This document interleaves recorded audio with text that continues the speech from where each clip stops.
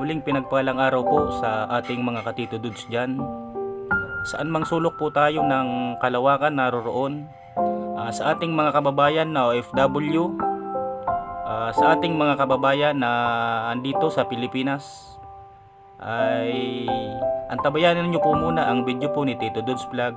Video po ng pasasalamat dahil po sa umabot na po tayo sa 1K subscriber. Gusto lang po ni Tito Dudes Vlog na magpasalamat unang-una po sa ating may kapal, dahil po lagi niya po tayong inaantabayanan at binibigyan po ng kalakasan para po tumulong sa mga nangangailangan po nating kababayan. Ayun po, gusto rin pong magpasalamat ni Tito Dudes Vlog sa isang tao na nagpurso sa kanya simula sa unang video niya hanggang sa pangalawa, pangatlo. Ayun po, hindi po inaasahan na ang simpleng video ni Tito Dudes Vlog ay aabot po sa ganito. Kaya ayun po, alam ko naman pong lagi kang nanonood sa aking video kahit po ganun ang nangyari sa atin.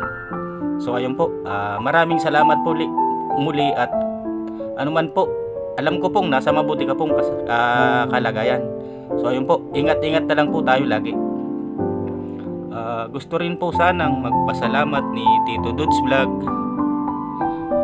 sa mga taong walang sawang sumusuporta po sa kanya simula sa pag-uumpisa ko po sa aking video, unang video ko po, hanggang sa kasalukuyan ay alam ko pong nandyan ko po kayo palagi, at ni minsan po ay hindi po kayo nagpapabaya.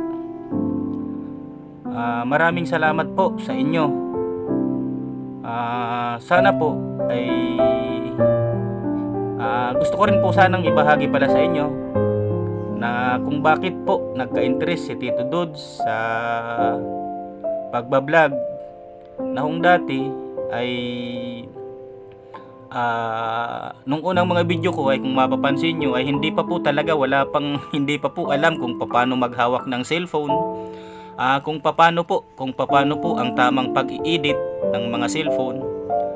Pero po sa launan ay unti-unti na rin po tayong natututo, kahit na po medyo hektik po, medyo busy po tayo, kahit na po medyo mahina po ang ating internet connection, ay hindi po tayo ni minsan po si Tito Dudes Vlog po ay hindi sumuko para po ipagpatuloy ang pagbablog. Nung unang mga video ko po ay kung makikita nyo po ay tungkol lang po sa aquaponics or pangingisda lang po, aquaculture, tungkol lang po sa aquaculture.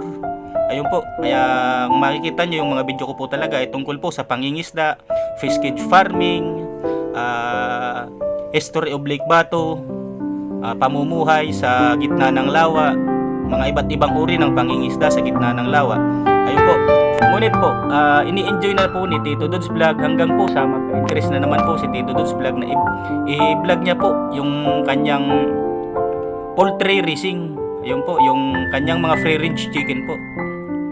Ayan, binahagi po sa inyo ni Tito Dudes Vlog kung paano po ang tamang pag-aalaga ng free range chicken, tamang pagkapapakain, at kung ano-ano po ang mga dapat nating gawin, kung paano po tayo mag-alaga po ng manok, kung paano po tayo makakatipid sa pag-aalaga po ng manok. So ayun po, tapos po sa kalaunan ay nagkaisip na rin po si Tito Dudes na pumasok po sa charity vlogging. Dahil po sa aking mga kapinsan, sa Team Tabang po, kay Angelica Talagtag, kay Jairanatics Vlog, at sa kanilang mga magulang, si Team Tabang Vlogs po, si Manay Disa, shoutout po sa inyo. At po sa mama po ni Jairanatics, si Lisil po. Ayun po, maraming salamat po sa inyo. Kaya sana ay lagi nyo pong suportahan ng aking mga kamember po sa Team Tabang, si Jairanatics Vlog, si Angelica Talagtag Vlogs, at lalong-lalo na po ang ating mga kaibigan na si Bicolanong Kalbo Vlogs po. Ayun po. At lagi po kayong andyan para po kay Tito Dudes Vlog, lagi po kayong nakaantabay. At lalong-lalo na rin po kay Ami Sernal Vlog. Ma'am, saludo po talaga, at andyan po kayo lagi. At ni minsan po ay hindi nyo po pinabayaan si Tito Dudes. Ayun po, maraming salamat po. Kay Astag Daryl Vlog, sir, thank you po. Shoutout din po sa inyo. At sa mga kaibigan pa po natin, yung sa kuwan po, doon po sa mga team ni Urago Nani. Ayun po, maraming salamat po sa inyo. Unang-una na po kay Sir Urago Nani, sa kanyang asawa po na si Mrs. Urago Nani, at sa kanya pong mga kasamahan, kay The Prospect po, at sa kanyang asawa po na si Mr. The Prospect, kay Simplicat, at sa kanyang asawa po DJTV Official, Bicolanos Vlog, Tingkabisote Official, at kay JR Rabi po. Shout out po sa inyo. Isa po kayo sa aming inspirasyon po sa larangan po ng charity vlogging. Dahil po sa napaka-dedicated nyo po sa inyong trabaho bilang charity, sa pagtulong po sa ating mga kababayan na nangangailangan po talaga ng tulong. Maraming salamat po sa Team Tabang. Ayun po. Maraming salamat din po sa